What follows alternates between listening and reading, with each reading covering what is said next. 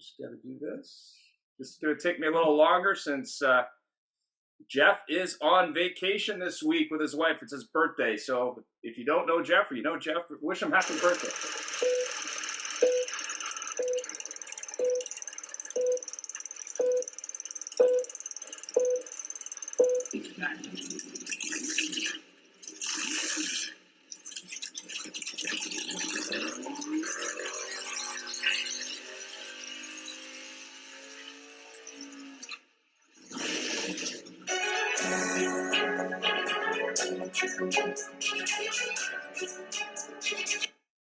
Who said you can't teach an old dog new tricks?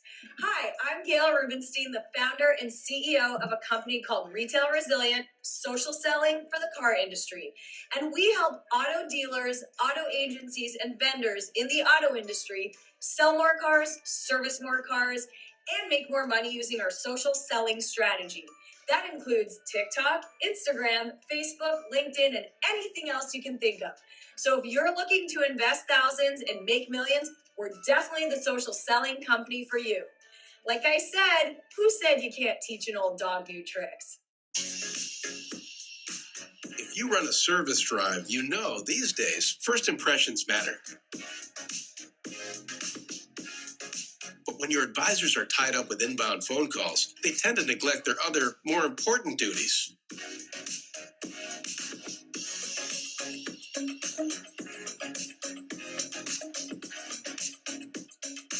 And did you know 75% of inbound calls, adding up to a ton of missed service opportunity and increased customer churn?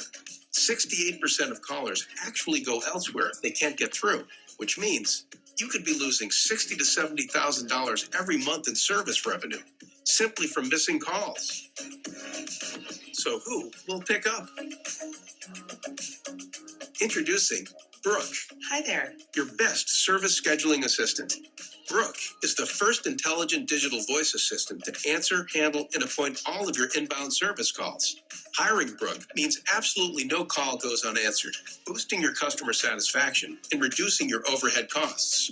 And talking to Brooke is like talking to a friend with human-level understanding and a friendly conversational voice. Her conversational intelligence is built on millions of actual service industry conversations, making her the easiest onboard you'll ever have. She can handle any volume of calls and follows your policies every step of the way, 24/7. That means even when the lights are off, Brooke is always on. And I can do it without missing a beat. You really do check all the boxes. Book with Brooke today. Visit Brooke.ai or call 866-942-1236. Finally, the perfect match. See that light above the bathroom door over there? That's a big time saver for our technicians and other recon staff. The light goes on when the bathroom is occupied. Now techs keep working until the light goes out. Then they know for sure the room is empty. And when they're busy there, they're also catching up on the news. Not bad news, but news they need for the job. I post these where they can't be missed. Too often, the search for the right product brings valuable time. This inexpensive detailer's cart organizes supplies. Now techs lay their hands on what they need without delay. We got these time savers from Rapid Recon, the reconditioning software company that's always defining better reconditioning solutions for dealerships like yours. When the goal is to get cars through recon in 72 hours or less, every step, every minute, every better decision made helps towards that goal. For more recon efficiency ideas like these, talk to the recon experts at rapidrecon.com.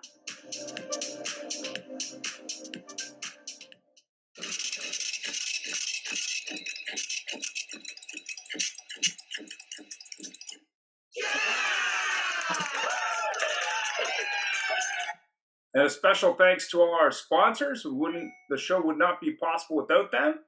So let's get into it. So I was having a little trouble this morning. What's going on there?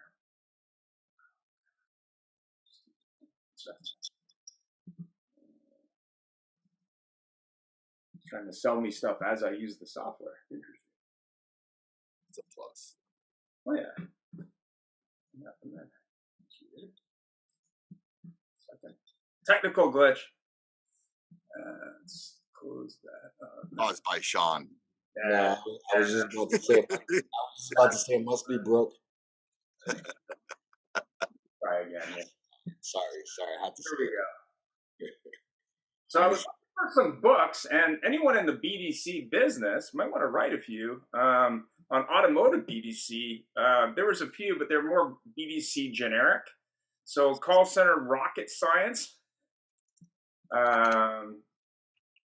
Amaze Every Customer Every Time, and that's a book about Amazon, and Call Center Focus on Customer Service. So those are 3 books that you might want to check out. AutoHub show disclaimer, since I'm doing the show my lonesome.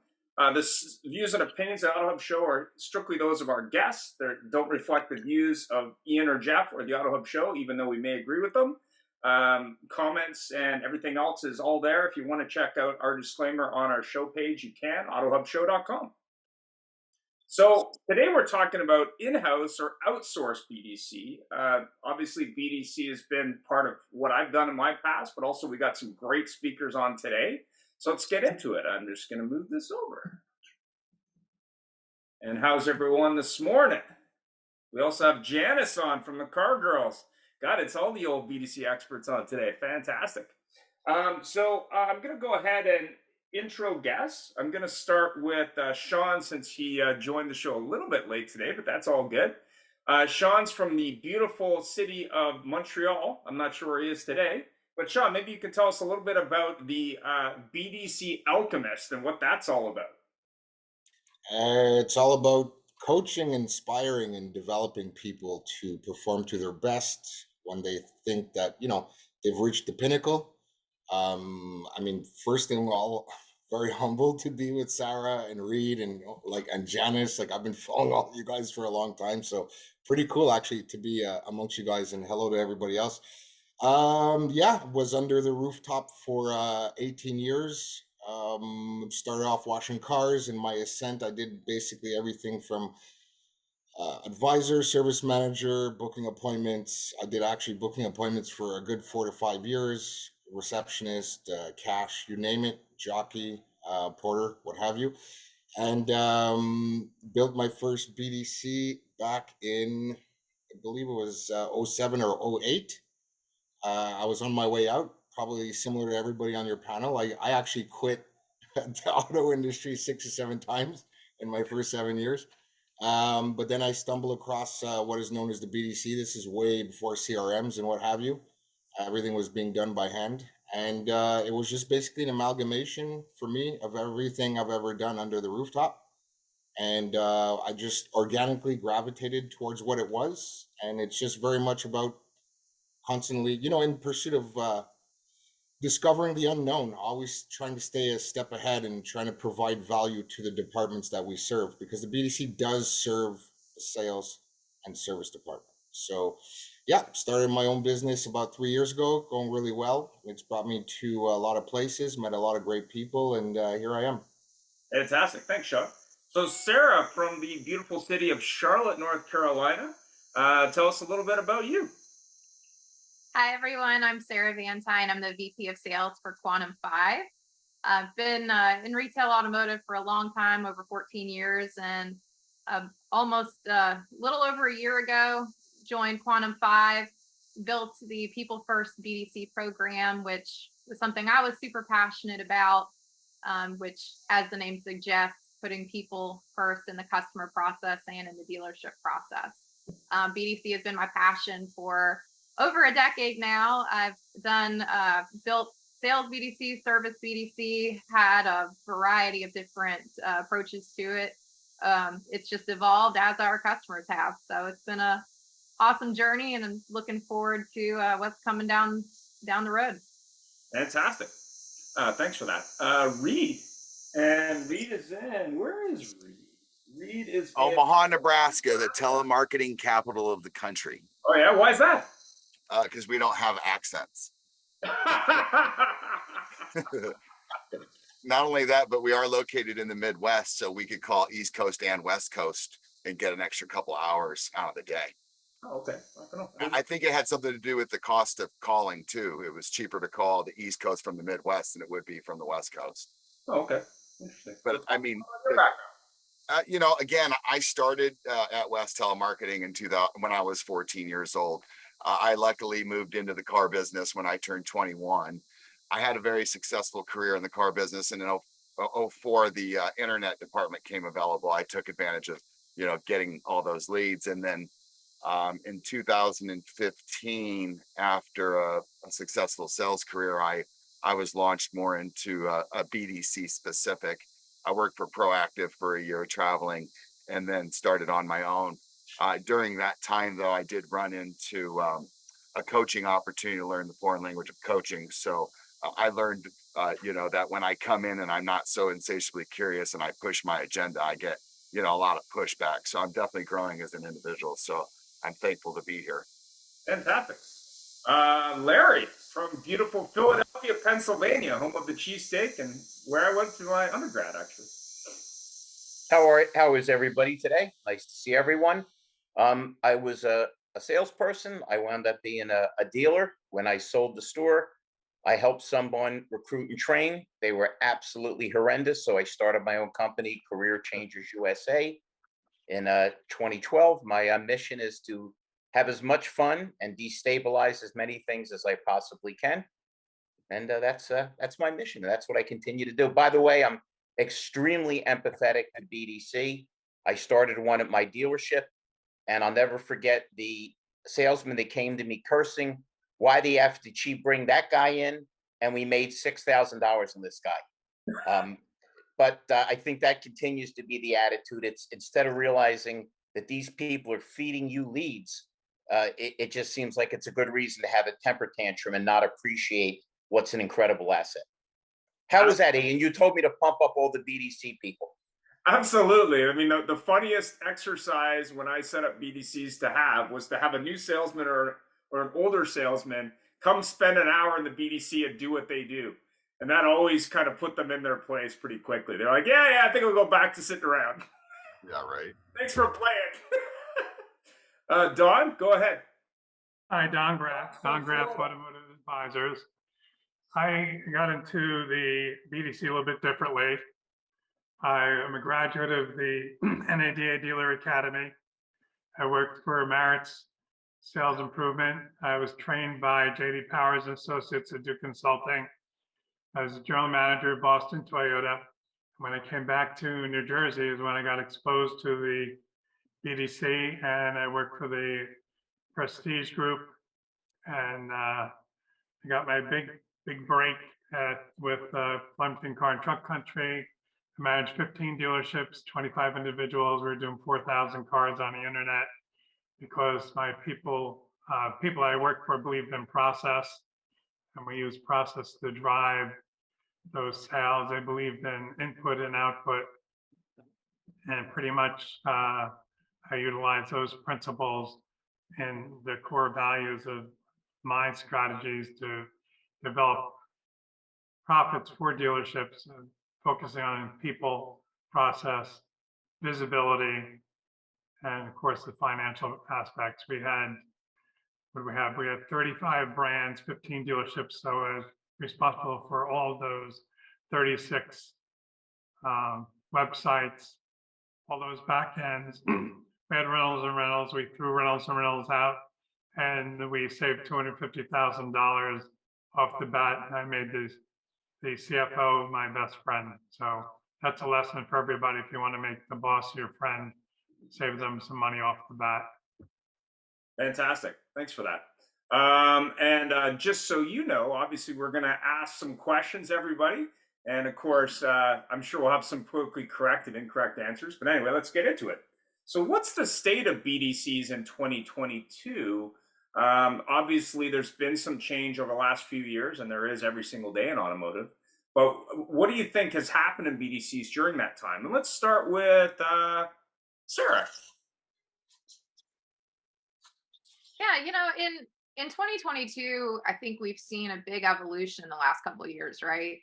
We've seen a lot of emphasis placed on having that involvement in the communication throughout the entire customer journey. Before, it really felt like BDC was always kind of in a vacuum. And what I mean by that is oftentimes dealerships would treat it as kind of its own silo that existed in itself. And while there was process pieces that would, hand it over to sales or hand it over to service, it was still very fragmented. Well, after 2020, really we had to evolve. We had to have that experience where the customer could have that seamless communication, not in person. It had to be remote. And so it really had to draw on the things that BDCs are naturally very good at, which is informing the customer of what's going on, keeping the communication channel open, setting expectations. And what we also saw is customers seem to enjoy that more. I can tell you here in North Carolina, one thing that I observed when I was with the Scott Clark group at the time in 2020, we had this whole big influx of phone calls every single time that there was some kind of announcement that our governor made. And I mean, the phone would ring absolutely off the hook. And so, what did that tell me? That told me that, wow, customers aren't going to Google. They're not going and jumping on their phone and looking on Facebook. They're picking up the phone and they want to speak to somebody because they want to have a real conversation with a human being that's going to tell them what's going on. And so just taking that a step further, I mean, we've seen that evolution in the process of the sales, the sales side, where a lot more of the transaction is taking place up front with conversations through text and phone and email and everything. But same thing with service. There's a lot more emphasis on having that communication upfront so the customer knows what to expect when they come in for service. So I think it's not going away. I think if anything, we're going to see even more dealers start to really embrace that complete omni-channel communication experience because the customers have really shown that's what's important to them. Absolutely. Reed. Hi. I love Sarah, what you said, that omni-channel. I think that definitely is key. As far as the market goes, I mean, just for one dealer example, and I've seen multiple, and this started 2 years previous COVID. This is 2020, 4 years back. They've gone from selling 125 cars to selling 450, moved into the 17th position in CPO in the country in Honda sales. They have a 10-man shop, 3 express, 1 alignment. They went from grossing around 397 to 885,000. So I don't see. Again, there's another question down the road that talks about what we've done a little bit differently due to the situation that's presented to us, which was COVID. But overall, we've stuck to the mission, to the goals that we set out to achieve, and we're achieving them. Right. Sean? Completely agree with Reed. And I mean, I was hoping I wasn't going to go after Sarah because that was an awesome answer. But yeah, no, ironically enough, I just believe that it's my opinion, of course, but fundamentally the BDC, I mean, we've been in this ecosystem since the start. I mean, this volatility, pivoting, shifting, whatever you want to call it. I mean, we're used to this, right? I think on the flip side, what I've seen is that, with the ongoings of obviously what's going on in the market, etc., it's kind of even the playing field, and it's brought out to the front, like, how good is your BDC? Everybody prides themselves on unfortunately, I'm with my business, my BDC consulting business, I focus more on coaching. The training is important, but I think it's fundamental to transition that knowledge, into the up and coming new BDC breed, if I could say it that way. So I think what's happening right now, exactly what Sarah has said, actually, if I can echo off this, if anything, it has shown us for the first time ever in history that service is an essential service. 80% of the time, whenever, clients come up to me and I do some consulting, it's always BDC sales, internet leads, internet sales, which is great, of course. But the entire service portion of it has gone, I think, just under the radar for a very long time. And well, what's been happening, it's just caused a stress test on all these BDCs, which is why, you have companies like, Quantum 5, which is excellent group, crazy team over there. They're doing amazing work. You got Reed just traveling all over the place. I mean, I've been as far as Trinidad to coach BDCs over there. It's really crazy, and it's kind of cool because it's what we've been waiting for. the whole time. And I don't want to age myself, but I never thought that I would eventually be the guy that they would all look up to and call sir and stuff like that. So yeah, I just think it's even the playing field, and it's given us an opportunity to really rise up to the challenge and really build these things the way they were supposed to be built originally. Thanks for that, Larry. I know you don't have any opinions on this. Well, I personally think you should have just stopped the show after Sarah spoke, because the key line is talking to a human being. Sarah, I am a trainer and a recruiter, and I'm out of my mind, but I'm effective. And I get so tired of hearing nerds talk about tech. That's all great, but people want to talk to a human being. I say it every damn show, everywhere I am. Who likes to get put on a phone prompt, and after hitting 9 buttons, they hang up on you anyway? And as everybody on this program knows, you're all extremely experienced. Pleasure talking to you. You got to have people that you can hear smile over the phone. In 3 seconds, you can tell if somebody's excited.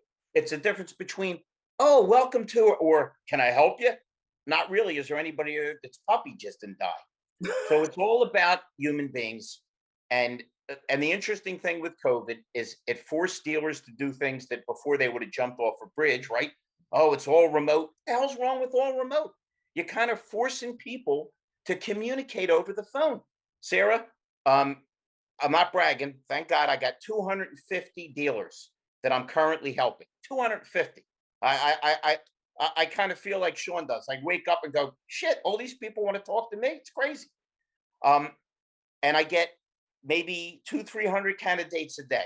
If I told you how many people don't answer the phone, and I mean, I apply so quick they think I have spyware, and how many of these, and I use this as a technical term from Philadelphia, how many of these morons, I don't know if you have morons where you are, but in Philadelphia is loaded with them and the country's loaded with them. They call me, I answer right away, and not one of these dolts ever has a pen or a piece of paper. So they want an interview, they want some information, and they don't write it down, which is why all of you have experienced this, people that don't show up. They're not being rude. The morons forgot they ever had an appointment. So Sarah, I'm with Reed, I'm with Sean, but I'm really with you, because to me, it all comes down to be a human. And if you've got a nice personality and you like to talk to people and you smile even over the phone, what an edge you have over the grumpy people. That's it. Thanks, Larry. Don, what do you think? I think it's about accountability. I'm working with managers because when I did my 75 mystery shops earlier. In fact, I did really over 100, but I selected 75 to do this study on. I found that it's really about accountability. And if you heard what dealers told me when I told them they were losing $5,000 a deal because of people who are abandoning a prospect after 2 or 3 days, or they had a faulty phone call, or they weren't even asking for the order, or weren't being nice to the customer, you'd be amazed. So it really comes down to educating the managers, especially the sales manager and the GSM, and what they need to do to really do the fundamentals. Who are they hiring? What are the expectations? How can they motivate their people? How can they make them have a better day and not beat them up? It all starts with what the attitude is when they're coming to work in the morning, and what the expectations are that they're setting. I mean, I was in retail for over 20 years. I've been doing this since 2007. I generally get along with people. I get invited back because I don't beat people up. We've all been in those kind of meetings where they aren't very pleasant because someone gets singled out. Well, if you listen to all those calls that I listened to, you'd probably throw up, but I didn't throw up. I see opportunity. When I approach a dealer about the opportunity, only 10% see it that way. So it's an amazing opportunity for education to the other 90%. And that's where I'm focusing my attention, whether it's in their own visibility within their showroom to see what talent they have, because many times they're putting the wrong people on the phone. Yeah. Like Larry's saying, they're not putting a happy person there. or they decide that the technological person is a person should be on the phone.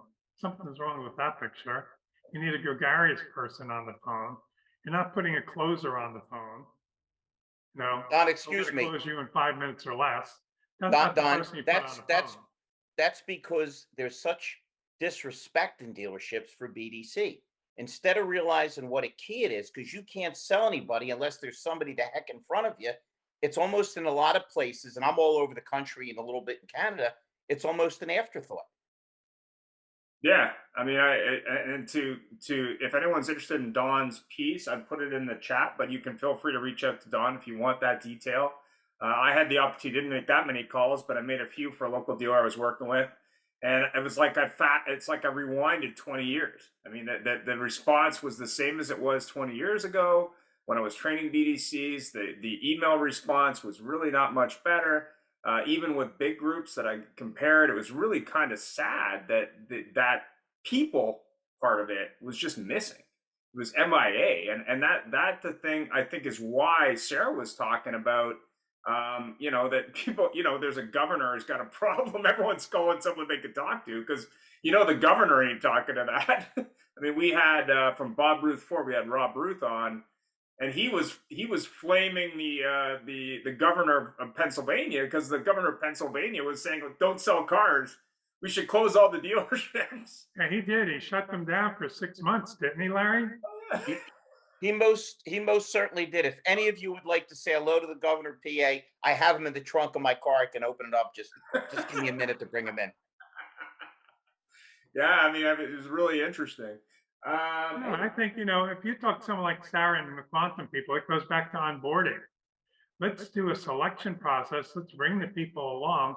Let's put them where they can grow, and let's not alienate them or make them feel inferior. Or let's at least listen to a phone call and let's really coach them. We're not bringing coaches into our business anymore. I must have had a half a dozen good coaches during my career, and I tried to emulate the people that I found. And I was blessed a long time ago to be selected to work with JD Powers. And I learned a great deal from the people I got to work with. Absolutely. Next question. What do you think the current state of new car inventory and the focus on used cars and service have on the BDC world? Let's start with Reed. Well, I think Sean said it best is 86% of the customers that service with us will purchase their next vehicle from us, because they trust us, they're easier to do business with, they spend more money with us. I think, the focus on service is definitely started to come out more. I have a lot more service BDC projects actually than I do, probably 10 to 1 when it comes to sales BDCs. I think, what was the beginning of the question? I apologize. What effect do you think the current state of new car and the focus on used cars and service has? I mean, obviously, new cars, most dealers don't have any, so they're shifting to used cars and service. But what effect do you think that really has over the longer term? I guess would be the question there. Well, again, I think that, Sarah said it best, the omni-channel, the communication. You want to have people that are consistent with the message. They want to have a workflow process set up for people that are on order or placing order that they can continue to communicate with them. I think if you attacked it proactively at this situation and kept communication up, that you would be selling more new cars, not less. Absolutely. Sarah, lots of kudos for you. What's your thought? Well, this topic is really near and dear to my heart because my husband, he's the buyer for the Scott Clark Group here in Charlotte. And so he is at auctions probably 4 days out of the week, if not 5. But, we talk about used cars probably more than we should at home. And we also talk a lot about the new car inventory. And one of the things, just to echo what I've seen in clients that I've consulted with and dealers that I've talked to, one of the biggest pieces has been treating the CRM like it's just this information piece, and the workflows have not been updated since 2011 when the CRM got installed, and it's just on autopilot doing its thing, regurgitating tasks. Well, now is a really good time to start thinking about what your BDC is doing and what your sales process is doing in both new and used cars. And so the cautionary tale, I think, on the new car side is that oftentimes if dealers don't have the inventory, they just assume that the customer is going to re-engage somewhere down in the communication process and the CRM is going to keep you up to date. The reality is you probably have not looked at your CRM workflow since that thing got put in, and it is creating absolutely meaningless tasks for people to do. So this is the time right now, as inventory is a little wonky and we're talking used cars, this is the time to really start focusing on not only service, but also what is going on in your sales process as it pertains to the workflows. Look at everything under the hood and make sure it still serves you today as it did, 12 years ago. But take it even a step further. The BDC has to be involved in that omni-channel experience. It has to be on the forefront of, looking at equity opportunities with service, identifying some of those, because you need used cars in your inventory, you need trades, you need that whole ecosystem to work together. And so you have to have a cohesive process, and the BDC is the best place to get it involved. Oh, 100% agree. Don had his hand up. He was going, me next. Go ahead, Don. No, that's exactly. I hear it every day. I mean, I'm doing a project now. It's taken a month to get in front of the dealer. I created a whole Zoom. I have 14 slides set to go on why they need to do it. Their opening page for an Audi lead is 9 lines long to engage the customer. Who's reading 9 lines? And there's not even a call to action in the last three lines that if you don't do this, I'm going to do that. I'm asking you to come into the dealership and I'm not telling you why. And I don't have the car. Just get them in. Just get them in. Well, I have an email example from a totally different company to send you, Don, that'll work. Just in case you want looking for some tactics. I agree 100%. I mean, when I did this call shops and email shops, it was like I went back to when I was managing an internet department over 12 years ago. It's the same kind of lazy, hand-bombed in or automated stuff that really has no connection with the modern customer whose attention span is shrinking. You've really got to, appeal to that customer today, which unfortunately 40% are millennials or younger. Nothing wrong with millennials or younger, but their attention span is not growing. I mean, why is Facebook pivoting to TikTok? Why? Because nobody wants to deal with Facebook as it sits. If I showed you 1 or 2 of those shops, there's one shop where they sent the customer 5 emails with no answer. Does that tell you that they don't communicate with email? Yeah. Okay. 5 in 2 days. And then they went dark. Do you have some other technology? I mean, the person that's answering the phone, I know, is under 35, so I know that they've learned to use the phone in the past. Well, and to your point, tasks for the sake of tasks don't serve anybody. It's just noise, and honestly, you're bogging down your BDC reps if you're forcing them to just go through a work plan for the sake of the work plan. And how about these abandoned calls? You think that people don't know this? These great calls. Yeah. Exactly. Anybody see these? Yeah. 100%. 5-second or 20-second attempt to make a call? It's a joke. Sean, what do you think? Sales creates customers and service keeps them. That's the way I'm going to start. Right now, with what's happening right now, I'll just start at the top. Record profits. We're selling less cars, but we have record profits. Cars are going for $3,000, $4,000, $5,000, $6,000. Obviously, because of what's going on, which is great. It's outside the BDC.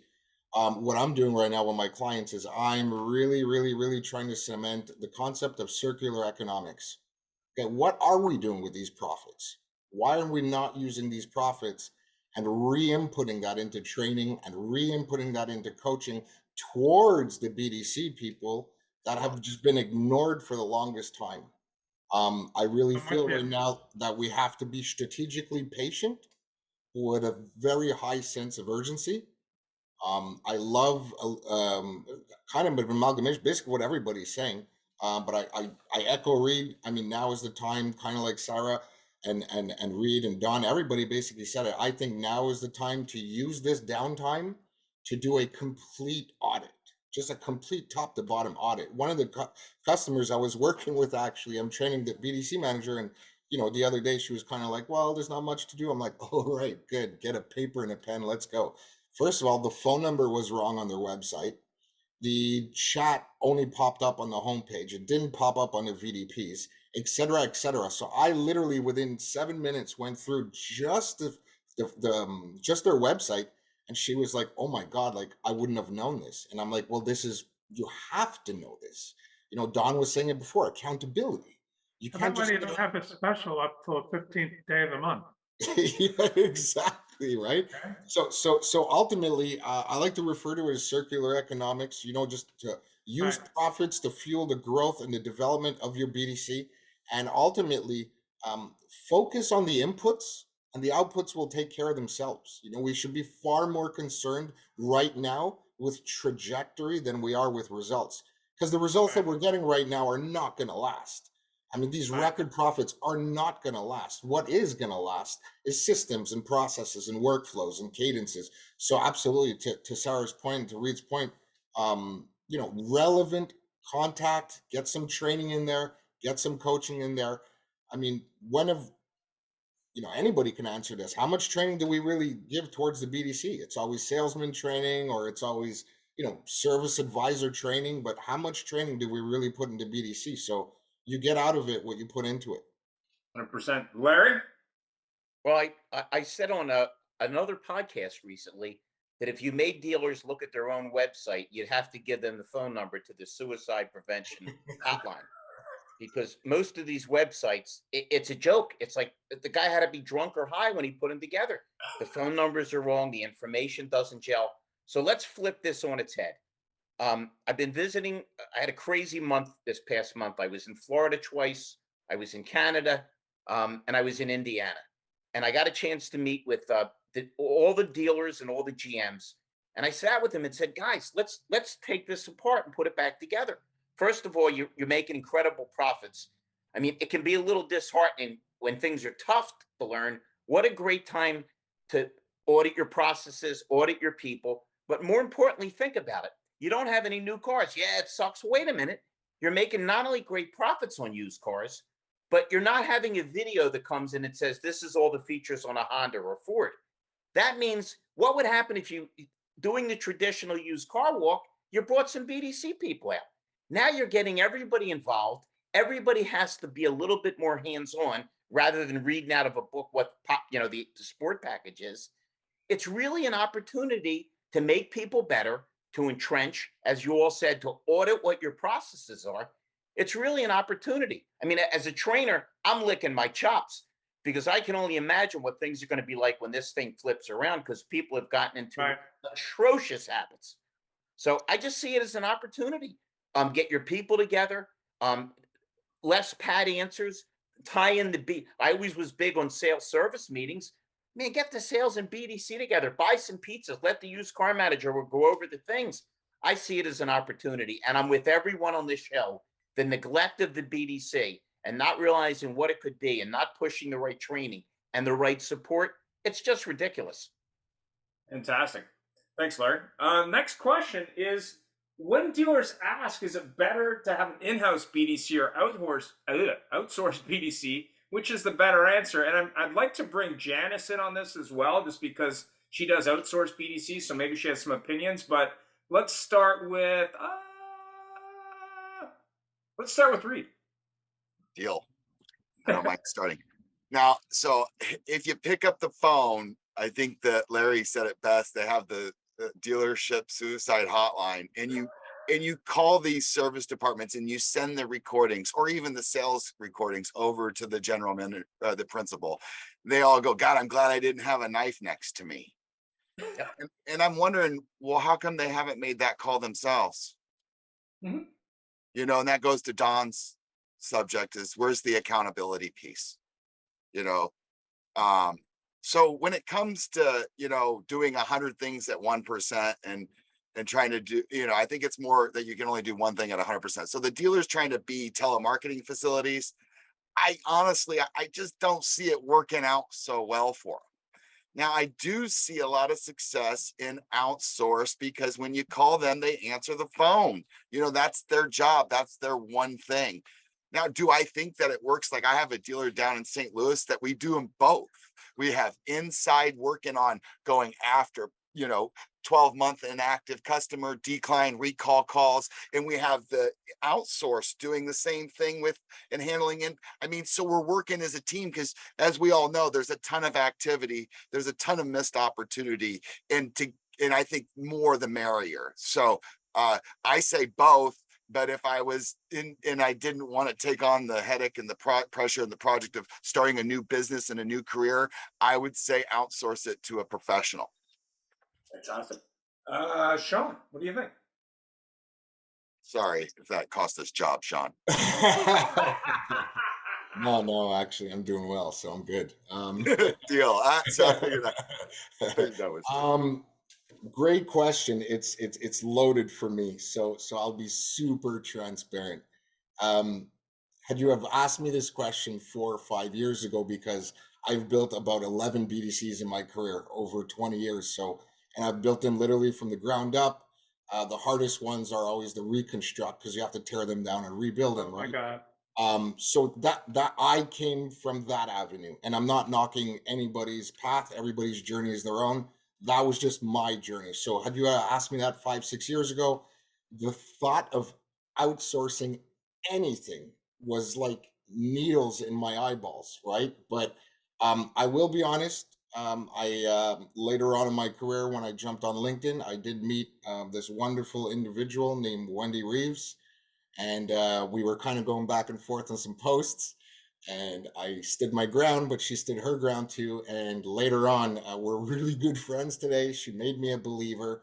But again, my coaches, the mentors that I have had is the slogan for my company is very simple: manage the data and coach the people. Manage the data and coach the people. If the outsourced BDC, if you're not a hands-on kind of dealership, well then yes, of course, outsource it, right? But if you're more of a hands-on person, I personally liked first-hand data. We're able to pivot right away. I'm able to pull out a report at the end of the day of what happened during that day and make whatever adjustments we need to make the following day. I'm able to pull out a report like today. Look, end of we're in the last week of the month, right? If you go out to an outsourced BDC, again, I'm not knocking them. There's some great outfits out there. But what I'm saying is if I was a GM, with whatever's happening with my BDC, I would want to call a meeting today, tomorrow. Hey, listen, there's 4 days left. What are we doing? Where are my numbers at? When you have an outsourced BDC that has, I don't know what you guys have, like 20, 30, 40, 50 clients, do you really have that time to call me right away and get me the data that I need? I don't care that you have 29 other people. I'm your 30th client, but I need this information right now. So to me, it's really about what kind of, if you're a hands-off person, absolutely entrust, the professionals. But if you're a really hands-on kind of person, for me, customers like to do business, with people they know. It's kind of like, over at sales, people buy cars from people they know. Well, people show up to appointments for the people that they know, right? So that's just the way I feel. So a little bit of both, but it would depend on the culture of the dealership. Thanks for that. Sarah, what do you think? Well, I'll just start by this. Either process, either outsource or in-house BDC, if it's in a silo all by itself, it is going to fail. That is completely blunt, but that is a absolute fact. And what do I mean by that?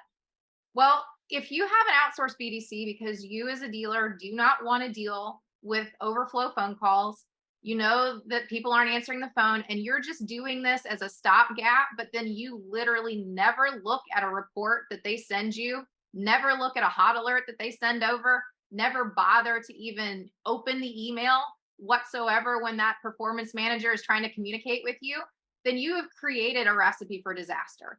That organization outsourced will never have a positive impact for your customers because nobody cares. And the same thing is true in-house. In-house, if you set people in a, renovated storage closet and you expect them to make phone calls and you literally never look at them at all, if people that, when they come out of that department, your salespeople go, who the heck was that? I didn't even know that existed. That's also going to fail.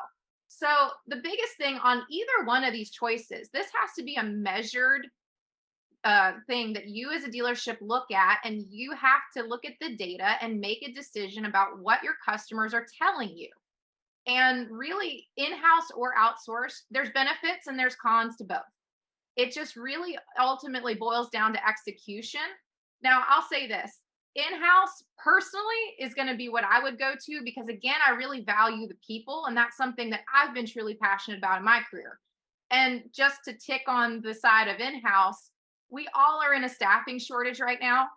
Where can you find people in your organization that you can train, that know your processes, that have already been through the great communication strategies that you've invested in them? That could be your next salesperson. That could be your next service advisor. That could be your next service manager. You never know what that trajectory of that person is, but if you have the opportunity to grow them and invest in them in-house, now you've got a pipeline where people see that growth opportunity and people will want to come work with your organization. They see that growth, they'll want to be part of it if their friends, their family are having that kind of success. Success breeds success. So personal preference in-house, but there's absolutely benefits, to both. I agree. That's why I believe in that, the whole funnel idea. You're growing these people over time if you're able to mentor them, because you bring them in, they're intelligent, they're communicators, they're essential. 100%. I mean, I used to work, set up a BDC at a local dealership, and they had a lady who used to be a receptionist at a medical practice, a very busy one. She could handle 3 calls with 2 on hold by herself. She was a monster. And it was funny because we put in the process of an inbound sales call process, and we competed salespeople in that dealership against her. And then after a couple of weeks, we did one store, then we did the other stores. But the salespeople came in and were like buying her stuff, and it's hilarious. But yeah, she was just very, very good at what she did. And realistically, I work with another dealership in I think it was in Saskatoon.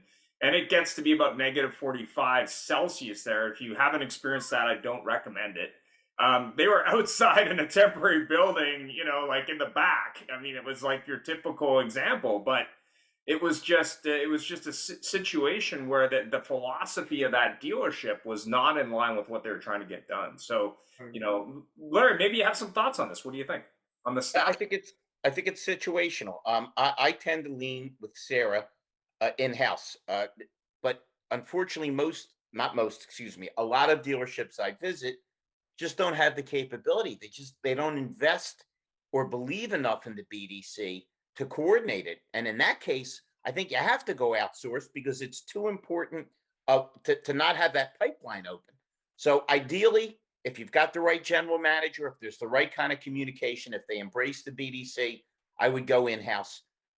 But again, unfortunately, a lot of dealerships, I think they have to go outside. They're just not coordinated enough, and they don't believe in investing enough. Well, if I could just add to that, I totally agree with you, Larry. Ultimately, this is what I discovered. I basically came up with 4 main reasons, and I don't know if you guys would agree. I would actually love to hear your input, because it's fun to be challenged sometimes. But ultimately, 4 main reasons why a BDC fails, among others, of course, but the four main areas. I mean, if a dealership, has any one of these 4, well, then I would outsource it. But number 1 is when the owner is not behind it. That's number 1. Like you said, Larry, when it's not supported by ownership, or whatever you want to call them, the GM or top level. Sarah was saying it before, when they don't even care to look at a report. I mean, you can't improve what you don't measure, right? So you're going to get what you get. So when it's not supported by the owner, it's absolutely going to fail. When there's poor communication between the BDC manager and the sales manager, absolutely it's going to fail, because you need that conduit of information. That alignment between the BDC at sales or at service or what have you is critical. Waiting 4 hours for a lease quote. Yeah, exactly. And then the customer calls back like 3, 4 times, and we're like, yeah, Hey, yeah, that's a week. yeah. That's a You're a week. priority. We're That's a gonna call week you back. deal. He can wait. Yeah. Yeah. Oh, that's 2 week deals you brought to me. If I get someone legitimate and I can talk to, tell them to come in. Yeah, just tell them to come in. Yeah. The third one obviously is when they're poorly managed by the BDC manager, of course. And the fourth one to me, ultimately is and I'm sure we've all seen this, it's when it becomes something that it is not. It can't be all things to all people. I remember I was working for the largest Mercedes-Benz dealer in all of Canada, and it's great outfits, super fast. It was very like the pace was actually very, very quick, and we would grapple from doing regular internet leads to, hey, here's 3,000 names. We're having a private sale starting tomorrow. Get on the phones and just squash it. Like, they're not telemarketers, right? Like what do you want? Do you want us to create a guest experience, or do you want us just to like mow through names on a list that have been regurgitated for the last couple of months, right? So it's really, if you're in those four areas, I mean, if you don't, you have to care about it. It can't just exist. But the good news is this: the growth that everyone seeks is currently found in the areas being mismanaged. So whether that's outsourced or whether that's in-house, manage the data, coach the people. That's what I say. And I just Sean, not only do I agree with your first three, You're right. but let me tell you something funny. With the fourth, you really hit a nerve, because a lot of times when I go to a dealership, I get some money up front, so it's not like I'm cheap. I come in, they know who I am, they know what I'm trying to do, and who do they usually introduce me to? The Sales BDC manager. Yeah. Everything seems to get dumped on the BDC manager. And yet at the same time, they don't value the BDC. I mean, it's the craziest thing on earth. So yeah, I think all four of your points make a complete sense. You know what my BDCs turn into? We owe departments. Oh, It sounds like just the dealerships you're dealing. Oh, by the way, Sarah, do you know David Blackburn? He's the service manager at Scott Yes. Copley. David is awesome. I love He David. is awesome. I've been getting him texts and service personnel. What a really nice guy. And speaking of David, so that right there too, my relationship with David in the service, he's the service director for the Scott Clark Auto Group, for those of y'all that don't know him, but fantastic operator, amazing service director. One of the things that everyone kind of has pointed at is you have to have that buy-in from the right leadership. People have to be invested in it. And that is so true. And to just echo that, when you do have that synergy where it's like, look, the BDC this is non-negotiable. This is an important part of our organization. It is something that is critical to our customers. We have to communicate. Well, then that just becomes this amazing catalyst for everything else. And so I would say, the relationship, David, with that being the service director for the group, me being the BDC director for the group at the time, one of the amazing things that we could do is he would go to me and say, Sarah, I need to get more customer pay ROs in this weekend.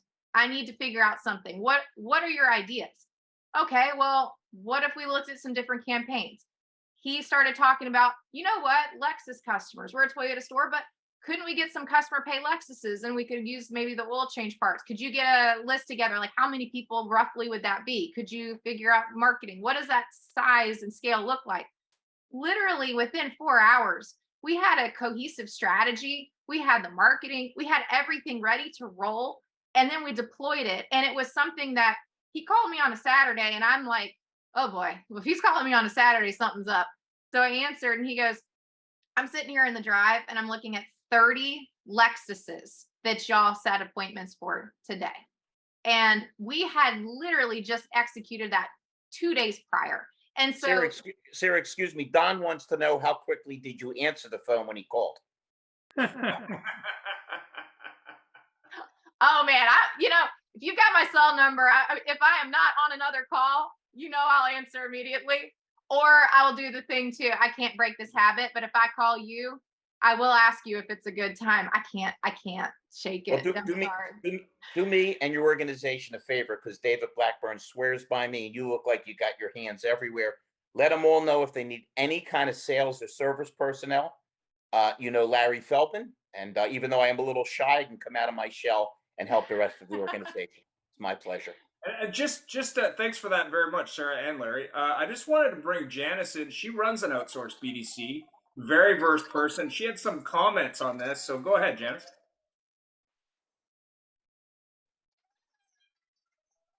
Can't hear you.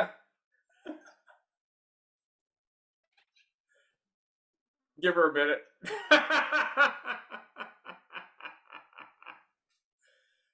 When she gets in there, we'll go in there. So anyway, last question. What is the biggest misconception dealers have about BDCs? And let's start with Don. That they're self-sufficient. Really? Why would you think? Why do you say that? Because they let them run on their own. They neglect their CRM, like Sarah's saying. If you look at half of these CRM, this stuff was written 5, 6, 7 years ago. It's when cars were available, when half the people that were in that dealership are gone. I've seen dealerships where managers put different sequences in, and those sequences are still running occasionally. You have crazy stuff still being spewed out automatically. I mean, they don't purge the systems. They don't check to see what's still automated. There's very little. Sean will agree to this, I'm sure. There's very little that's done when one manager leaves to say, well, what's still in the system? What should we eliminate? What should we purge? What should we recreate? And you're talking about websites. If an owner looked at a website that they would throw up, if they saw it was in these CRMs, they would throw up. Right. Janice, people were writing to their customers, they'd fire half of them. Janice, can you hear us now? Can you hear us? You know what? They would fire their managers for letting it occur because there is no oversight. There's none. There's less than 10%, I'm convinced. Unless you're in Larry's store and he had the famous Sean Lucas working for him. True. One of my all-time buddies. He's my lunch buddy forever when I go north. See that, Reed? If you're ever in town, you can go mystery shopping with Don and then eat lunch with Sean Lucas. I love New Jersey. Is that where Don is? No, Don is in Florida. Don is Florida now, where there aren't any good diners anymore. Right. He escaped New Jersey, but you can hang with me. You'll get in more trouble. You'll have more fun. I promise. I'll put it in writing. Yes. Can you hear us? Can you speak? No. Nothing Maybe yet. she can write. Can she write on the chat? If she can chat. Yeah, well, we'll see what happens. Anyway, Sarah, what do you think? Okay, well, I'm going to just speak I'll give you a story real quick because it's kind of a funny story. But oftentimes what I've seen as a woman in the auto industry is that's kind of where you stick women. And I'm saying that just completely transparently. Let's just be real. Sometimes dealerships will have that mentality of, well, I don't know that she'd be good on the sales floor, but she has a nice voice, so I'm going to stick her in the BDC. And I lived some of that at different points in my career. And the BDC was something I did by choice. And I fell into it after being in sales and being a sales manager. And I wound up absolutely loving it because I loved challenging that dynamic that it doesn't really matter who you are. Anybody can be amazing on the phone. You just have to have the right skills and the right training and the right support and the right systems in place for that person to be successful in whatever they want to do. Well, one time I had this event happen where we had at Scott Clark, when I was there, we were fortunate enough that the BDC that I'd built, we had a lot of attention and we got a lot of visitors and a lot of people wanting to see what we had executed. And we had one person in our group was bringing this group of executives from us OEMs into the BDC and was getting ready to do a tour of the dealership. And this employee of the organization stopped me and he goes, "Hey, how many call girls you got in that BDC now?" And the first thing out of my mouth was, "I'm not a madam." And he kind of paused for a second and he was just like, oh my God, wait, what? And I'm like, okay, we have half the staff are male and we have half female and we have every age bracket in between because that's what our customer dynamic was, right?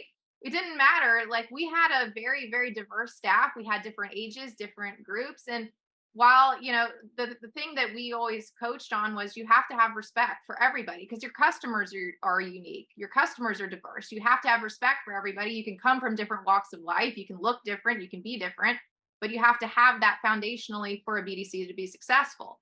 One of the misconceptions that I often see happen is a lot of times BDCs get staffed biasly with women, but then there's no promotion opportunity for those women elsewhere in the organization. They kind of get stuck in that, or they go, well, we could have her work in accounting, we could have her work in these other roles. We have to shake that thinking that a BDC is a women only type of job. It has to be something that you have and not just women, but even the age spectrum. I've had the other thing where some people have the perception of, well, I don't want to hire an older person because they're not going to be technically up to handling the technology or talking to the customer on the phone. Age has nothing to do with it. Anybody can be technically savvy. You might have an amazing BDC agent that's a retired service advisor and he still wants to, go to work or do whatever. There's all kinds of different reasons why someone would want a BDC job, and you have to have that open your mind thinking of who your ideal staff person is in that role to meet what your customers are experiencing too. Absolutely. Reed, what do you think? I agree with everyone. I do see as it starts as it goes. Our best projects are always the ones where we start when they get hired and we get to formally train them and then set up a coaching regiment that, helps create the accountability for their action plans that they co-create with us to be able to reach, so everybody achieves their goals. So I would say the number one thing that's missing is the formal training. I think the failure falls in the letting them train themselves. And then no one holds them accountable. No one listens to the calls. No one looks at the emails. No one manages the room by the hour or looks at the board. I mean, there's just like a huge disconnect in the fact that that's the heartbeat of the dealership, and they should be training. They should be taking that into consideration when they're smoking. Then they make them wait 4 hours for a quote. Yes. Because the customer is not worthy. Well, they're outside smoking right now. Yeah. Right. We have Dave Jackson on the call. He's a dealer. I just wanted to get a dealer perspective if Dave has some thoughts. You are muted. I'm muted for a reason.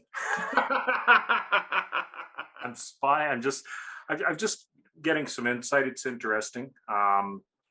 Just the perspective that all you guys have on BDCs and what works, what doesn't work. I'm a small dealer, so I'm kind of a different anomaly because do I outsource my BDC? If I do outsource it, how does that reflect my culture? What does that do for the culture of my dealership? How does that reflect it in a BDC center? I think if you're outsourcing, I think that you would have to have the outsource company come into your dealership for some time to get a feel for the culture of that dealership so that can be expressed in your BDC. You can't have talk one way and act another. It just doesn't work. Like the people like the people on the phone, but they hate the people in the store, or vice versa. So I think and of course, what do you pay a BDC person? How do you pay them? What do you pay them? What's a reasonable salary for that job? What are the expectations of that job? I couldn't, I don't, male, female, I don't care. I mean, it's just there's so many questions that come up on that, and small dealers always go, well, we can't afford a proper BDC. I know that's a terrible statement, but it's a very factual statement. So I'm just trying to get some insight from all you guys on your thoughts on smaller dealers. I'm a small independent dealer. I'm not part of a group or anything like that. So I'm probably I'm the guy that falls in the cracks because everybody, doesn't matter who it is, whether it's the training companies or the any of these companies, they always chase the big guys and the big groups, and they'll drop you in a second because the big guy wants them, right? So It's I have a thought for you. The question that Ian asked, and he was kind enough to get you involved, is what is the biggest misconception?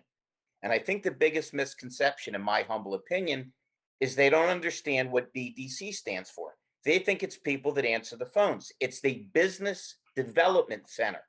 The job is to develop business. So it's the old thing with training. Well, what if you train them and they leave? What if I don't train them and they stay?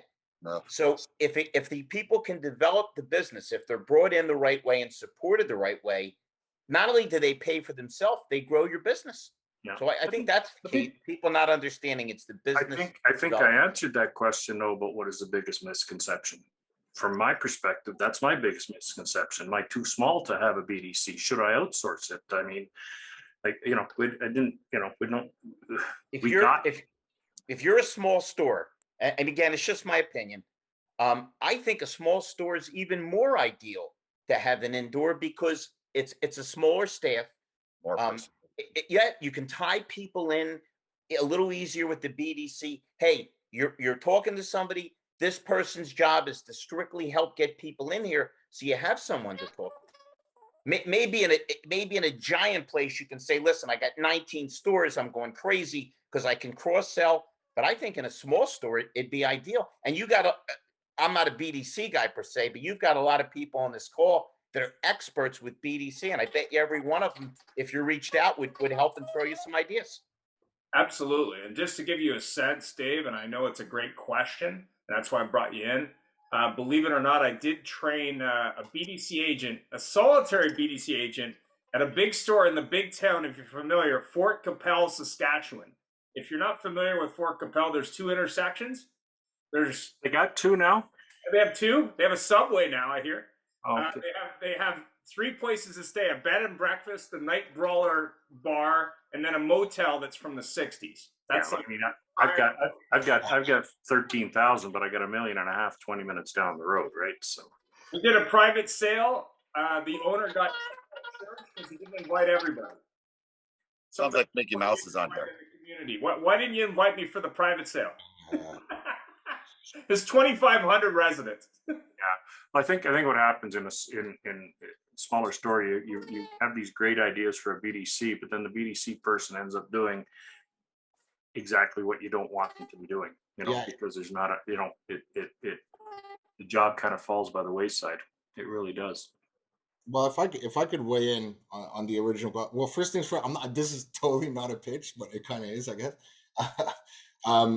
Can I call you Dave or Mr. Jackson? Is it Dave or Mr. Jackson? Dave. Okay. My dad was Mr. And Dave, you got some. Good, Sean. That was a good lead-in. I like Oh, it. listen, I'm Canadian, eh? So, Okay.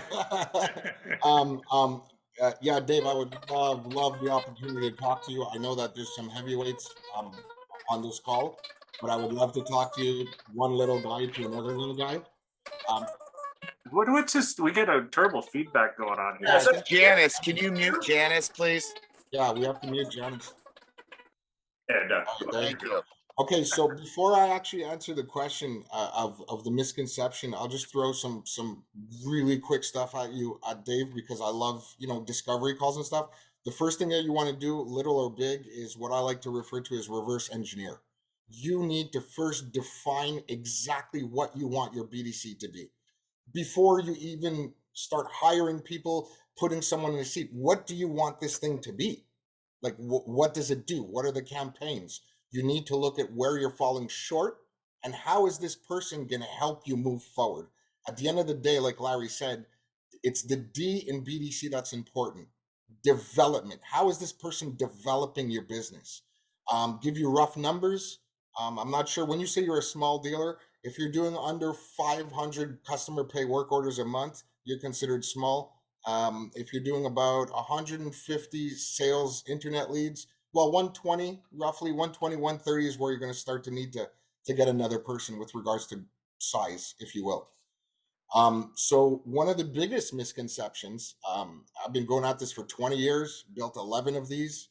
I've been in Poland, I've been in Trinidad lately, Miami, Germany, obviously all over Canada. And the most ironic thing is the biggest misconception is that The BDC has something to do with the sales, like the actual sales of the vehicle. Like the BDC is not responsible for the sale. In my opinion, the sale is a byproduct of the processes that are in place that lead to the sale. Absolutely. Right? So with all my dealer groups, the first question I always ask when I go into, because I build them from the ground up or I can restructure them, my first question is to the owners, can you please define your BDC? There's no right or wrong answer. Can you please just define what your BDC is? Yeah. Well, if the BDC made all the sales, I'd get rid of everybody, right? And just have it. I mean, at the end of the day, the core purpose of a BDC is to provide a continuous flow of sales and service traffic to the dealership. It should do four things. It should allow for a consistent customer interaction. It should improve customer communication. It should drive customer retention and overall improve CSI. You do all of those four things effectively, well, then yes, your sales will go up. But to think that, hey, I'm just going to build a BDC and my sales are going to go up, you're shooting yourself in the foot. Of course not. And I don't think that. I mean, no, of course not. But I'm just saying, like, you'll be surprised. Like you were talking about the big guys, that's the misconception of the big guys. Like, oh, we'll just fire the bottom three BDC people that have. Yeah, we have a room, we have 6 chairs, we have 6 desks, Yeah, fill it up. Yeah. Oh, there's some salespeople that are not selling cars. You can just put them in there. Yeah, exactly. It's like the BDCs become like this incubator of. I started selling cars. That's how I got, that's what I did for years, and now I own the place. But I mean, it's just a different. It could be an extremely profitable. I mean, listen, I've never had a BDC not work. It's just basically about processes, and when it's properly defined. Once you define it, then you plan it out. I guess my question, I don't think we have the time to answer this, but my question is, how does an outsourced BDC work for a smaller dealer? I guess that would be the question of the day. That'd be for Janice. For me. Yeah, that would be for Janice. Janice. No, Janice, your audio doesn't work. I don't want to say that's how it works, but Dave, I will connect you to Janice. She's out of Toronto. She's a BDC outsourced company. That's all she does in the Canadian market. Definitely a good conversation for her to have around outsource. That's why I wanted to bring her in. But she's got a lot of experience. I trained with her years ago in the Toronto area and all over North America, and it's her own business. So she's an expert at that area. So she would be a person to talk to in the Canadian market. I'm sure she does US, but Canadian market is where she's based. Hey, Dave, if you're dealing with somebody that thinks you're too small, you don't really want to deal with those idiots anymore. And you got Janice, who's amazing. If you're going outsource, you got Sean, who's terrific. If you want to go in-source, and if you send me a check, I'll just come and hang around. I won't get anything done, but we'll have a lot of fun. I promise. Everybody wants a check. 100%. Well, we're out of time this morning. I want to thank everybody and obviously say happy birthday to Jeff. If you're on the internet or sending him an email, it's his birthday. Him and his wife are here a couple days apart. He's in New York City, so for anyone listening in New York City, reach out to Jeff. I'm sure he'd be happy to take you out to lunch or something like that. Have yourself a great week. And of course, if we can help, just ask. Thanks very much. Thank you. That was great. Any final thoughts? Yeah, if anybody has any interest in reaching out to me, I'm on LinkedIn, Larry Feldman. Man, I'll connect with you in a second. Sean, I'd love to talk to you, man, and Reed and everybody. I could be joined on LinkedIn as well, or my website is bdcalchemy.com. Thanks very much, and have yourself a great week, and have fun.